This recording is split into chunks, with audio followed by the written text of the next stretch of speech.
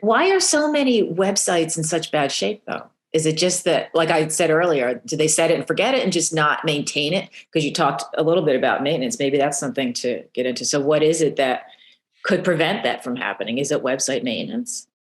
So the website, I see it as two things, right? I see it as website maintenance as one. I see it as Web Vitals optimization as two. What's that? So Web Vitals optimization is a thing from Google that came out, I don't know, about a year or so ago. Mhm. And what they do is they grade a website. They look at four categories. And right off the top of my head, I don't know if I'm going to get all of them, but they look at best practices. They look at SEO. They look at accessibility, and they look at your website performance. Yes, I got all four. So they look at all those four and they grade you on a scale from 0 to 100.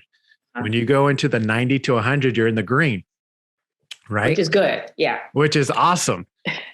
And awesomeness again. Here we go. Right. I don't know why I keep saying that word, but I think, let's just say phenomenal. That was phenomenal. Those are always phenomenal. Harder to pronounce.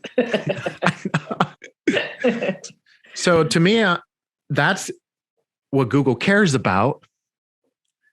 That's what you understand a website audit looks like, or it's more like a report, right? You get like some measurement, but then you're able to see like, okay, website performance sucks, speed sucks. Like it shows you all that stuff and it provides you recommendations on how to improve it. That's the stuff you send over to your web developer so they can go in and do it.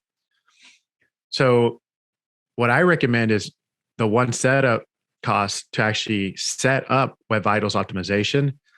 And that can cost, I don't know, the number of hours I can tell you, it can be anywhere from like 10 hours, 7 hours to like 15 hours, just a one-time investment cost to just set up Web Vitals optimization for your site to get it cleaned up and all that stuff. I recommend that plus monthly Web Vitals optimization because you're going to be doing changes on a daily, weekly basis, especially with content. Marketers do this all the time, right? But if you're always uploading images, you're always uploading videos, you're always doing a lot of stuff like content, that affects the performance. It affects those numbers. Any type of changes you do on the site affects those numbers. So you always need to do it at least one time a month to go in and just clean it up.